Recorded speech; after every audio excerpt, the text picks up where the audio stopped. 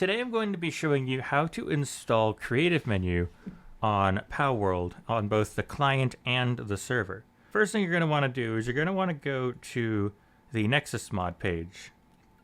Now, you're going to see there's a requirement for UE4SS. You're going to want to click on this. This will also be linked on the wiki page. And this will bring you to an experimental version of UE4SS specific to Palworld. Now, what you want to do is you want to click on the download for this. And then that will download just fine. And then the other thing you're going to want to do is you're going to want to go to the Files tab for Creative Menu. And then there's going to be two options. You're going to see Game Pass and Steam. Now, for me, I will choose Steam because my game is Steam. For your dedicated server, you will need this file regardless. So what you want to do here is, because we're doing this manually, and you're going to need to do this manually for your server anyways, I'm going to click Manual Download. Now, the thing about Nexus mods is you are required to be signed in order to download a file.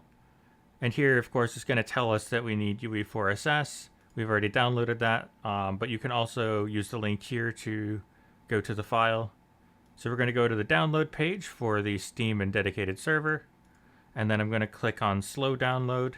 It's not actually that big of a file, so it doesn't matter. And then now we have UE4SS as well as Creative Menu on our desktop. If you were on Game Pass, you would instead click on the Game Pass version.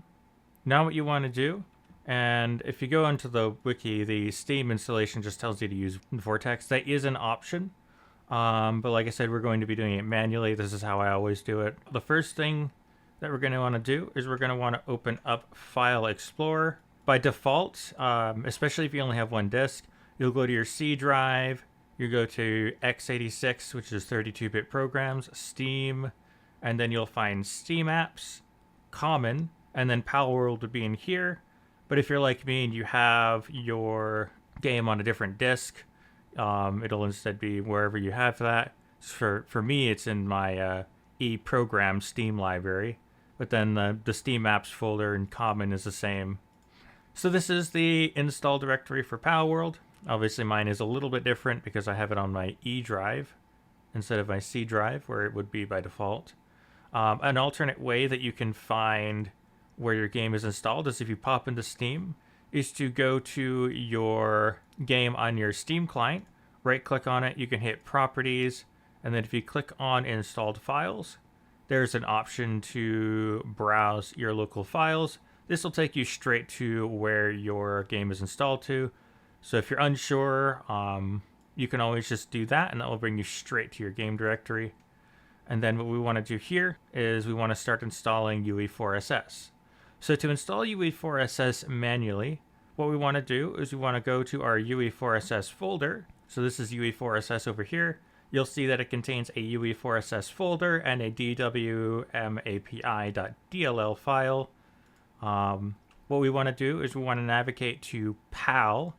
What I will note, though, is if you're on Game Pass, I can pull that up right here on the wiki. If you're on Game Pass, your actual game installation is going to be in a subfolder inside of your Palworld folder. You're going to see an additional content folder before you get to your Pal engine and resources folder, which resources isn't actually present on this version of Palworld. It's the Steam version. If you don't see your Pal and engine, you just need to click into content, and then you'll see the same files here pretty much. A few differences because the Xbox game version is different. Now what you want to do is once you find your Pal folder, you want to click into that, and then you want to click into binaries. And on Game Pass, Win64 will be WinGDK if I'm not mistaken. But you want to click into the folder here. This is the folder where you want to copy these two files into. So then you should see in your Win64 folder, you copy your UE4SS and dwmapi.dll file in here, and then you should have them right in the same directory. If I hit refresh, they'll pop up to where they're alphabetically organized. These two files are now in the correct spot. Now, if we launch Palworld, UE4SS will load. So the next thing we want to do is we want to open up our creative menu folder. When you open your creative menu folder, you'll notice that it comes with a single folder here called Pal. And if you click into this, it'll have the binaries and content directories. What you want to do, this is set up like this for a reason. It makes it easier to just copy it in. You want to go back to your top level directory of Palworld where you get your Pal and your engine folder. And then what you want to do is you want to merge this folder with this one by dragging it into this directory. Make sure you don't have your mouse over a folder because it will copy into a folder instead. You want it to say copy to Palworld, or in the case of Game Pass, it'll say it'll be the content folder after Palworld. And then we want to copy that in. If you click into here, you click into content packs, you'll see a Logix mod folder with creative menu. And if we back out to the binaries folder, go into Win64, pop into the UE4SS folder, pop into mods, you'll see another creative menu folder here. Both of these files need to be in these locations. This one, for example, is the Lua side of the mod, which is required for the mod to work. And then the other half of the mod is a blueprint part of the mod that also needs to be loaded. Otherwise, the mod will not work correctly or at all. Now, once we have that installed, we can go and we can pop into Palworld. And then if we go into start game, we go into create a new world, just testing, I guess. And then it doesn't really matter. I'm just going to say okay. So now once we're in game, we can then, if you've never used creative menu before, you should see a notification in the top left that says press F1. I believe because I have used creative menu before, even though I deleted all the creative menu files that I'm aware of, it's not going to show up for me. But if the mod is working, regardless, you should be able to press F1. And as soon as you do that, the menu will pop up. And you should be able to see items. Kits might be blank. I'm not really sure why. It's blank for me too. I never really use kits. It's very rare that I do. But I should be able to go in and I should be able to summon in a Starion. I can spawn a Starion. So now there's just a Starion level 1 in an area where you'd never see a Starion. I don't know if she's going to be hostile to me, but I can then also go in and obtain one myself. So I can hit obtain. That will spawn it into my party. I can now spawn that Starion. I can't ride her, however. But what I can do is I can go into items and type in Starion. And I can select a Starion saddle, obtain that. It'll go right into my key items. And now, even though it still says it's locked, now it's just realized it's not anymore. Now I can ride my Starion. Are you hostile? Yes, you are. Oh, interesting. For some reason, she is bugged. I forgot that skills were completely bugged in modern Palworld. So the next thing we're going to do is we're going to install UE4SS on the server. You're going to go find your server files. So for example, mine is on my networked computer under C servers, Palworld, Pal servers. It's going to be different for everyone depending on how you set your server up. Some people will have server hosts that they use instead. I host my server on a computer locally on my network. So I have complete access to it. It runs Windows, which means it's super easy for me to manage it. But also, speaking of Windows, when you set up a dedicated server that you want to use creative menu on, you need to make sure that your dedicated server is running on Windows. Now, the reason for this is because UE4SS is not currently compatible, last I knew, with Linux. And I believe there was talk at some point where they might support Linux in the future, but currently they don't support Linux. So you'll want to make sure that you select a Windows host. And if that's not an option, you might need to find another host. The other thing to note is that if you use a web management interface with your dedicated server, if it doesn't work, make sure the files are greater than 0 kilobytes. There are some files like enabled.txt, which I'll show you pretty much any mod like Creative Menu is going to have a enabled.txt file. This is the only one that should be 0 kilobytes when you check it. This just needs to be present for the mod loader to load the mod. If that's not present, it will not load this mod. But other things like these Lua files will be greater than 0 kilobytes. For example, this one's 2, this one's 2, this one's 4.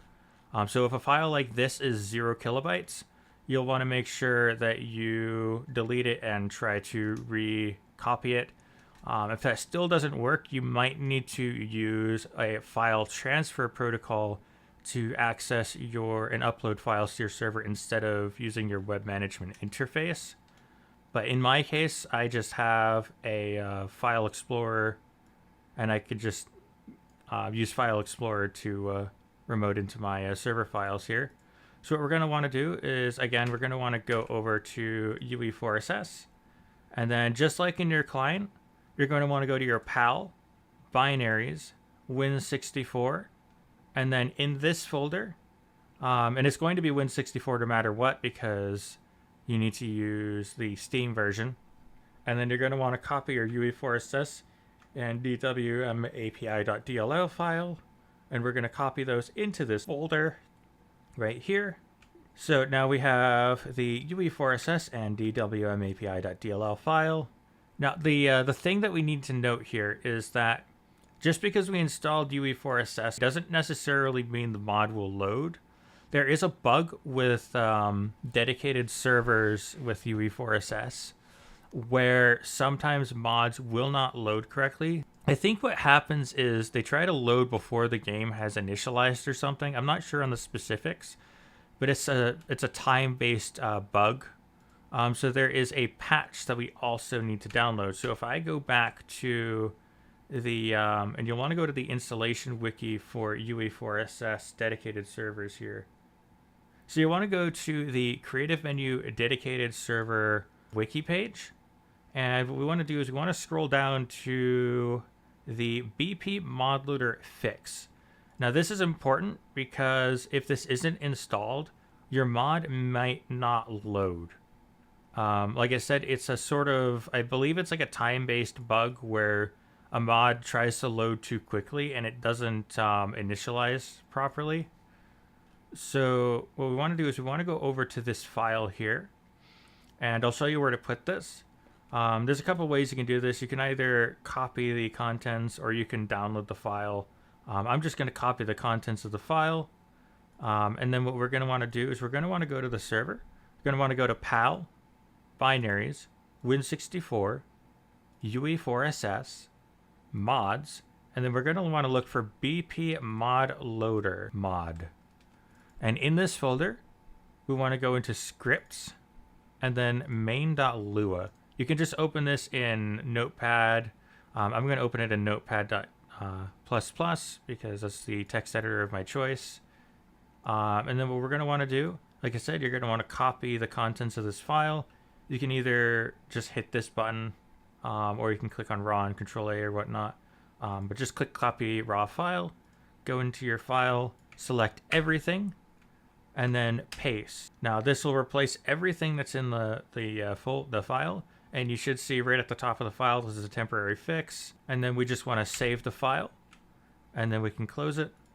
Now that we've done that patch, we have replaced the BPModLoaderMod file with the patched version. Now the next thing we want to do is we want to go back to the top level directory of the server where we have our PAL engine. You want to go back to the PAL server directory, whatever you name the folder. And then we want to go into Creative Menu. And then we want to copy the PAL folder here and merge it with the PAL folder here. Now we have Creative Menu and UE4SS installed. We should be able to load up the server. Now to load up the server, I'm going to have to go into... So now that we have the patch installed, what we can do is we can go and launch the server. This will be different for everyone depending on how your server operates, but for me, I use a Windows computer that I can just remote right into, and I'm going to hit into PAL server, palserver.exe, and we should see that the server will start running. Now, What I like to do, and I'm just going to do this because I like seeing the actual log outputs. I'm going to go into PAL, binaries, Win64, UE4SS, UE4SS settings.ini, and then I'm going to go into console enabled. I'm going to set this to 1, and then I'm going to restart the server. Now, the reason I do that is because, and you'll see in a second here, now you can see everything that's going on.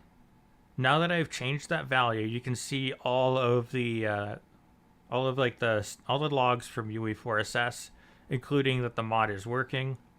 So we see creative menu 042 is loaded, loading mod creative menu, initializing 053. I guess the Lua has a different version than the blueprint. That's interesting.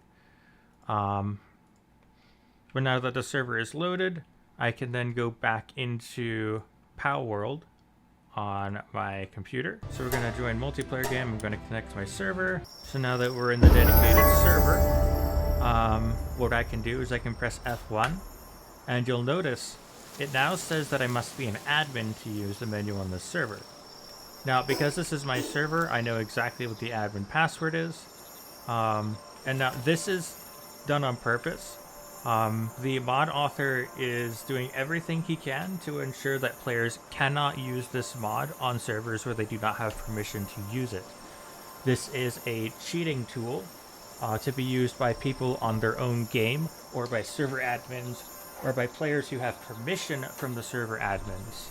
Now, so what we want to do is we want to go into the chat here and type in admin password, and then we want to type in the password. Now, something to note, if you're on Game Pass, there is an issue where you might not be able to open the chat. There are mods out there that can allow you to enable the chat on Game Pass. I think Okatsu, I don't know how to pronounce his name again, but they have a mod as well that adds like a different chat box. I don't know if that one itself can re-enable the chat on Game Pass. So that's also an option. It gives a prettier chat that I haven't used yet. But I'm going to type in the password. And then once I type in the password, it now says that I am an admin. So now when I press F1, I can now access the admin menu. And I can, of course, go and I can go and spawn in, I don't know, let's say a Fox Parks. I can just spawn in a Fox Parks. Now I have a Fox Parks on my team. And apparently she freezes me. I did not know that was a thing. But now, of course, I can spawn in pals. I can go in and I can... So I want some Paldidium. I'm going to go to items, Paldidium. I'm going to spawn in like maybe 72 of that. Go for some wood. I'm going to spawn in, you know, a little bit of wood. Maybe like 50. And I'm going to get some stone. Maybe like 20 of that. I don't know how much I need anymore because the thing went away. But I'm going to go and maybe spawn a thing. I need a PAL box for that. Spawn a PAL box just randomly. Spawn this. And now I can, you know, get my team.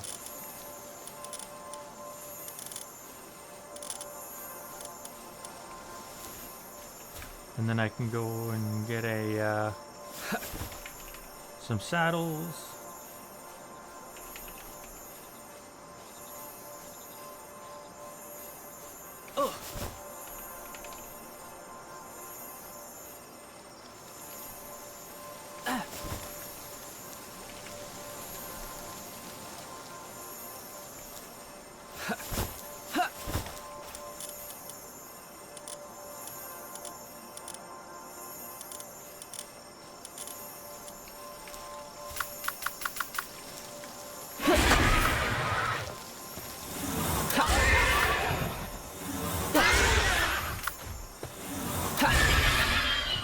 Yeah, that's how you install Creative Menu on your dedicated server as well as your client.